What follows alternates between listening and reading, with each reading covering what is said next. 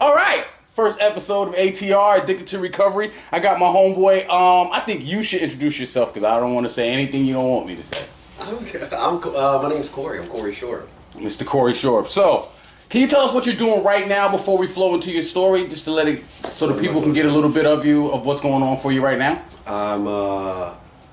What am I doing now? I'm doing me. You doing you? What does that entail? So I have some sober houses. I have 3 sober houses, 2 men's. I have a women's house, and I do a little consulting gig on the side where attorneys hire me as an expert witness for drug distribution cases, and I help them try to get them, either beat them or get them dropped down to a misdemeanor, tow possession. Nice. That's what you're doing now. Yeah. All right, now this is the kicker. This is the part I like. I want to talk about how did this journey start. I'm talking about from the beginning. I'm not talking about last year. I'm talking about how did it start? Like where? How did it start? Like, how did it start? So, how did it all start? It started. I'm from Emmitsburg. Grew up. I used to say I grew up in Emmitsburg, but the fact of the matter is, I grew up in recovery. I used to think that, the 12-step program that I went to was just about putting down a drink and a drug, and to be honest with you, that was the easiest part. Recovery is about growing up and making better decisions, and I was, raised in Emmitsburg. I went to Mother Seton School. It's a Catholic school in Emmitsburg is what, Maryland? Because everybody, there's so many people watching this. It's in Maryland. Okay, Maryland.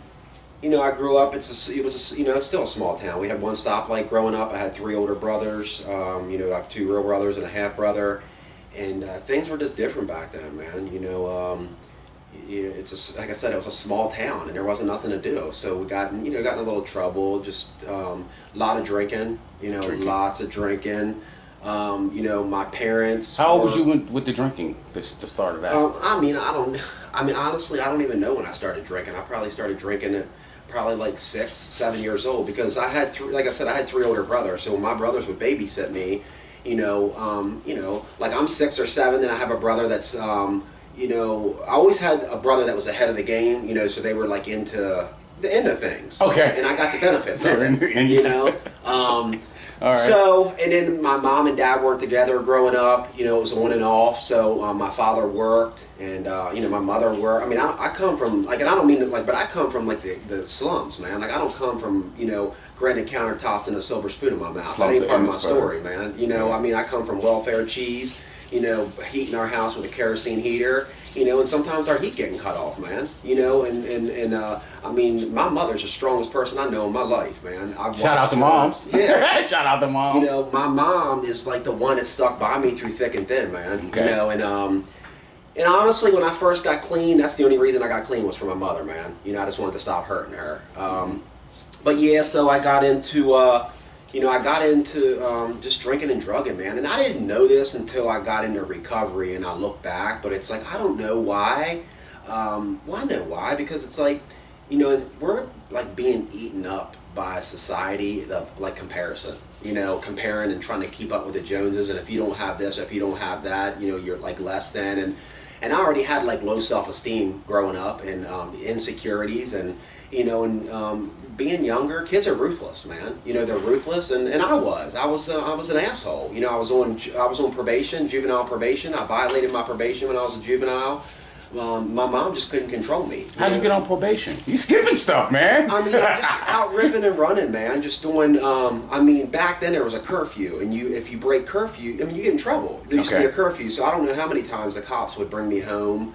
I'd be out after curfew, and my mom was working 2 jobs. She'd work a full-time job during the day, and then she would go work wait tables at night, and to try to pay bills and provide for me and my brothers. And I'd be out ripping and running, man. Honestly, like I was the person that your parents warned you about. Like your parents did not want you hanging out with me, which honestly, like I didn't like that. Like because I wanted to have friends. I wanted to be accepted, but I was bad. And if I had I have a daughter now, and and that's why having a daughter has definitely changed my perception and changed how I view things.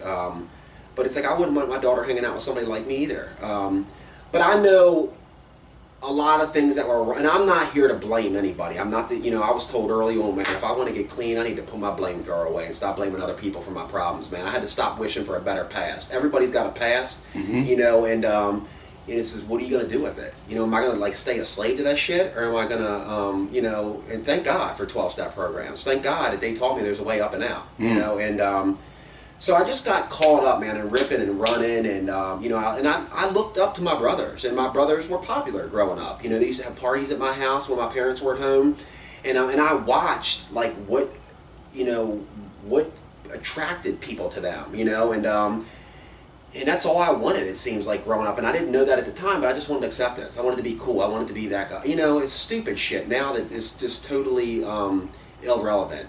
And somewhere along the line, when I was younger, I stopped living from the inside out and started living from the outside in, and trying to use shit on the outside to validate my insides.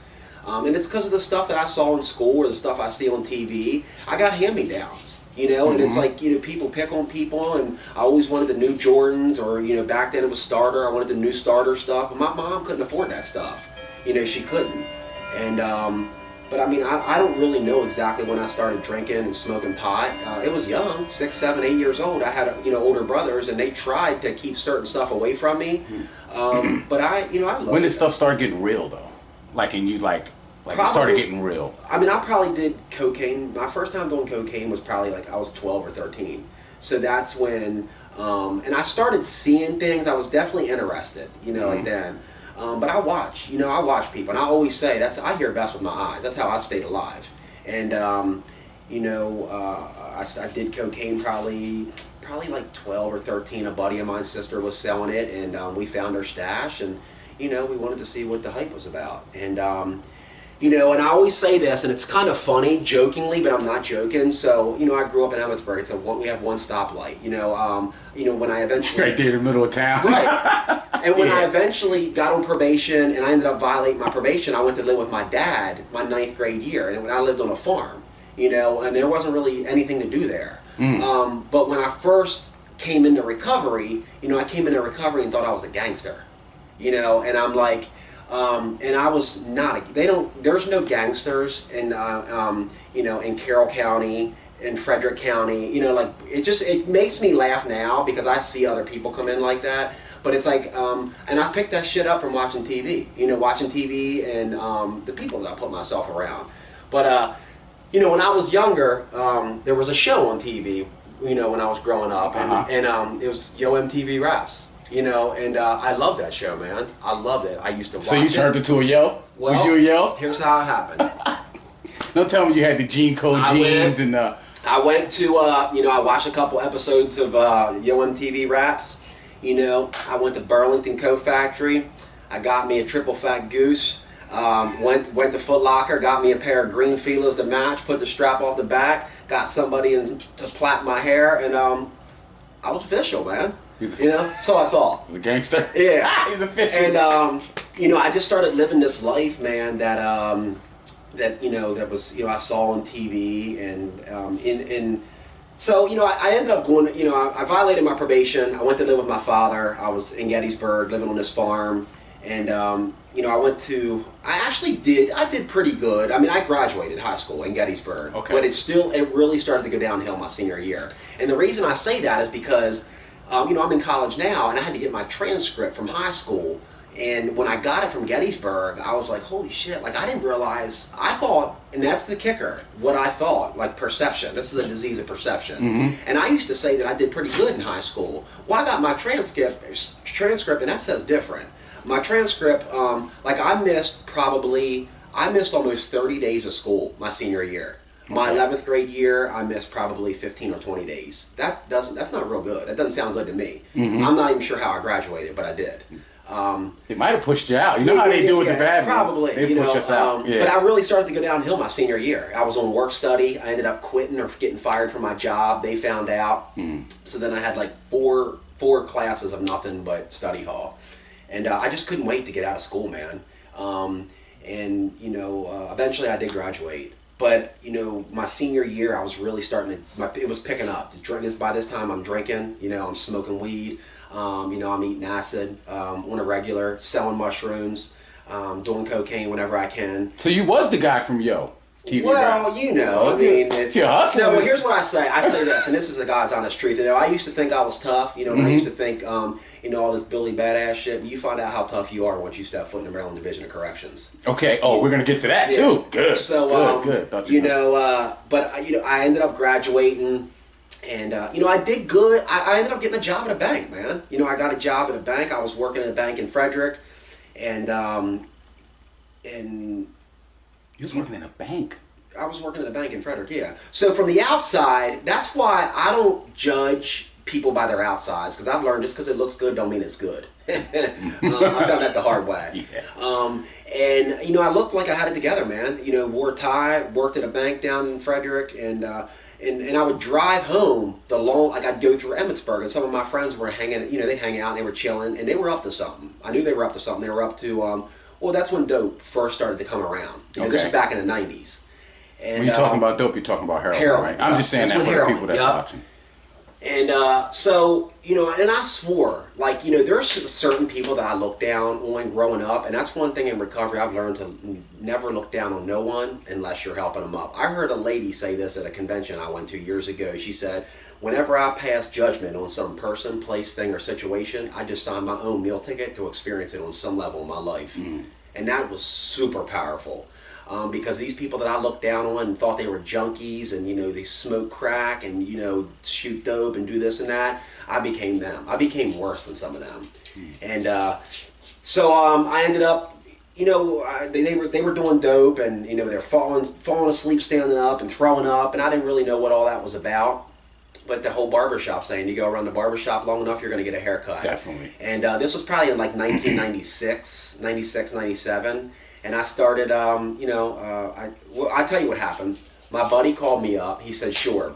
He's like, you have to go up here with us. So there was a couple who lived in Emmitsburg, and they were actually from Philadelphia, and they just got out of treatment, and they stayed in Emmitsburg. And they ended up hooking up with somebody, and they were starting to bring heroin back down the Pennsylvania Turnpike.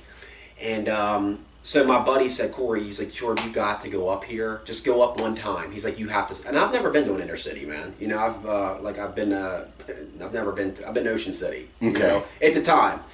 And so I went up. He's like, it's just like the videos on TV. That's exactly what he said. He's like, it's just like the videos. It's boarded up houses. You know, there's cars on blocks, blah, blah, blah. So, you know, I drove up because at this time I was not getting high. You know, and they wanted to get high on the way back. Okay. And so I drove up to Philly with them so they can cop. And I drove back, and when I went up there, I was just like blown. I'm like, holy shit! Like, this is crazy, man. Like, how? I mean, real. It was real. I mean, it was giving me goosebumps. It was real. Okay. And like, you know, we're down on the corner and we're copping, and there's cops riding by, and they obviously know what, like, we're white. We're the only white people. I mean, we're in El Segundo. I mean, where, you know, it's obviously we don't live there. You're not supposed to be there. You know, and I remember the guy saying, "Oh, you ain't got to worry about them," because I was scared. And they're like, "They ain't getting out down here." He's like, "Unless there's 2 or 3 of them, they ain't getting out. They ain't stopping." And you know, it just, in some sick, twisted way, man, I got caught up in that lifestyle. I loved it. I loved the adrenaline. And so that was like an extra high on top. On top of it. Oh, the adrenaline. Absolutely, man. Just getting out alive and safe. As crazy as that sound, that was a high in itself. So, you know, I started driving them up and down to, you know, Philly every once in a while, and they would give me, like a gram or something. And I wasn't doing really hard drugs like that at the time. And a gram, I mean, you know, back here you could sell it for $100, you know. So I'm like, hell yeah, I'll do that.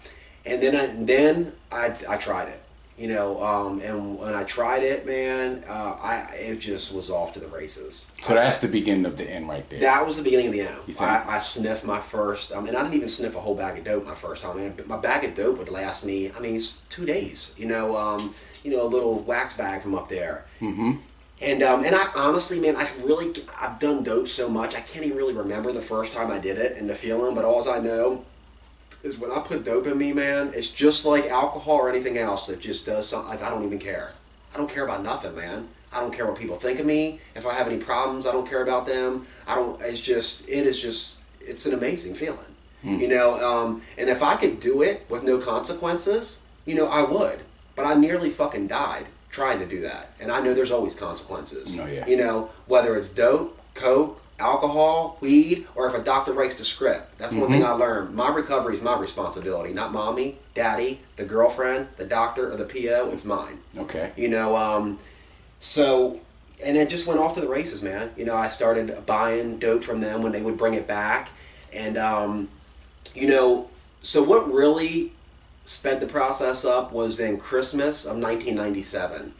My buddy was up in Philly copping. I knew he was up there copping. We were waiting for him to come back.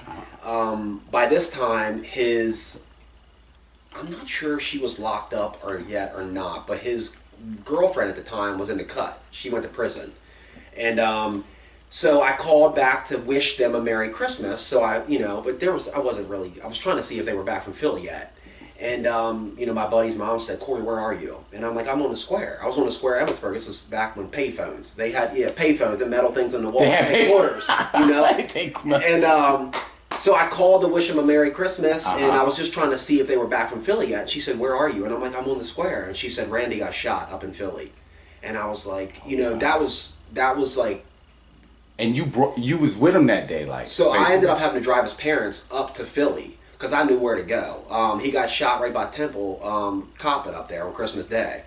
And that's when, you know, and I didn't tell my mom about that. Like, I didn't tell people about that. I'm just stuffing that shit. You know what I mean? It's like, and that's not how I was raised. Like, I know some people were raised that way, where people get shot on a regular basis. And I always say this, you know, if guns are going off where I'm from, deer are dropping, not people. Right. You know, and so I ended up driving his parents up to Philly and dropped him off at Temple Hospital. As soon as I dropped him off at Temple Hospital, I went right over to where he got shot at and copped, man. You know, that shit is so powerful. Like, dope. Like, you didn't even care. Like that part just went to the side. Yeah, you just went and I didn't even care. I just wanted to get high. You know, I just wanted to get high.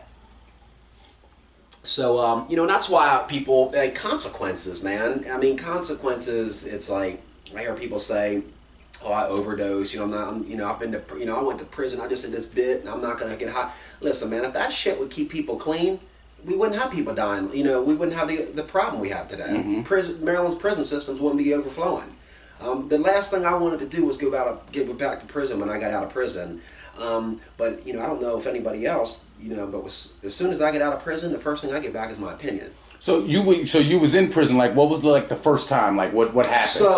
So I started selling. I started going up to Philly myself. Okay. He got shot. She was in prison. All these, you know, a lot of people were like pressuring me. Go up, Corey. Go up, man. Go up, and because nobody else, you know, here we had all these people that had dope habits, and they started putting money in front of my face. So I started going up the Pennsylvania Turnpike, and I didn't have a car. I was borrowing people's cars or getting rides, and a lot of people were scared. Like, they didn't want to go up there because it was super dangerous where we were going. You know, and I mean, people were very open about it. Like the Puerto Ricans, where we'd go cop out. I mean, we'd walk in, they'd have a sawed-off shotgun behind the door. Sounds like North Philadelphia to me. And it's like, I mean, the dude, you know, they had. I mean, it was just crazy, man. It was crazy. This like double life that I was living, man. If my mom, you know, and I've told my mom and dad now, and they can't believe it. You know, like this little boy from Emmitsburg, and a lot of people don't realize that, parents. But it's like, I'm going up to this place, man, where it's like they kill people like me, man, and just leave us in the gut. You know what I'm saying? And it's like that's why I said it's like a high just to get out of there alive, you know, and you know, not get caught up by the cops. But started going up there, and you know, and started hustling. I started bringing, you know, bundles, lots of dope back down the Turnpike. And then my buddies, this was before I smoked crack. My buddy said, "Sure, you should bring some crack down." He's like, because that shit will sell like gold down here. He's and I've seen how people act. Like, you know, I used to call crackheads. You know, then I became a crackhead.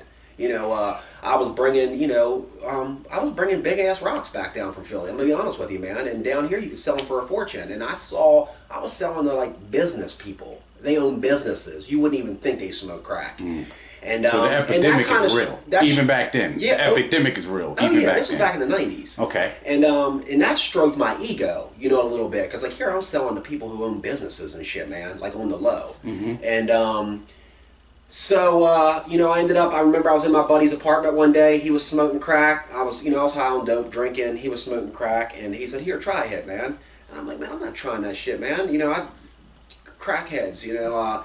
And I ended up taken a hit of it once, man. Like and I'm gonna be honest with you, the first hit didn't really do anything to me because I was so effed up off of heroin.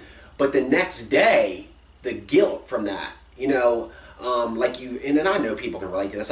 You do shit, and then the next day it sinks in, and that guilt, and it just eats you from the inside out, man. Mm-hmm. And that's one of the things that I say about recovery. When I first came in recovery, man, it doesn't matter how new the car was, how much money I had, how pretty the girl was, how many showers I took. There was just a dirtiness on me, man, that I couldn't wash off. And the only way I knew to get that off on me was work the steps. Mm-hmm. So I ended up, I was going up there and bringing all this shit down. And I smoked crack that time, and my head said, "Well, you already did it once. You might as well do it again." Keep smoking. Yeah, man, and that's exactly what I did. I started smoking these rocks that I would bring them back down. So the obsession was on you, and you didn't even know what it was. I started geeking, man. Like when I smoked, I had dope to come down, but crack's good. What can I say? It's like the devil's drug. You take one hit, and it's just, more. And that's probably where most of my charges come from, because my tolerance was so high with dope, like I wasn't even getting high anymore. Mm-hmm. And I started smoking crack just for a new high. Robbing people, my parents, and whatever I can get my hands on. But in 1998, in August of 1998, which it didn't last long, was, if you listen, I said Christmas of '97 is when my buddy got shot, and then I started hustling, and running up the turnpike. August of 1998 is when the cops raided my dad's house. So you had about a 10-month run, basically. Yeah. And, I was up in Philly, actually, when it happened. I was up there and didn't know it, but they were in my room, raiding my room. And I was up there copping. And I came back to my house that day, and my room was trash, man. Like, my bed was flipped up. I had a 2-foot by 2-foot digital safe. And it was gone, and I didn't know, I didn't think it was the cops, because nobody got arrested yet around my way. Nobody. Okay. The cops were unheard of, and people getting raided, and I thought it was my brother, to be honest with you, because my brother just stole $1,000 out of my room the week before that, and I was out. This is back when pagers are these little things that you have on your side, and you had to look at the number and call back. Yeah, and people were paging me, waiting for me to come back from Philly, and I went out to make some sales, man. And when I was out making sales, my dad paged me the same time, and I was like, "What the hell is he paging me for? I just left the house." Well, the same time he paged me, he called the undercover cop that was, that raided my room, and. We both, I came back to the house, I was cleaning my room up, and I was in my room, and I heard this voice, man, and I turned around, and there's a dude in leather, like a Harley guy, and he went down in his shirt and pulled out a badge. It was undercover, the task force. And, that was about April 26th of 1998, man.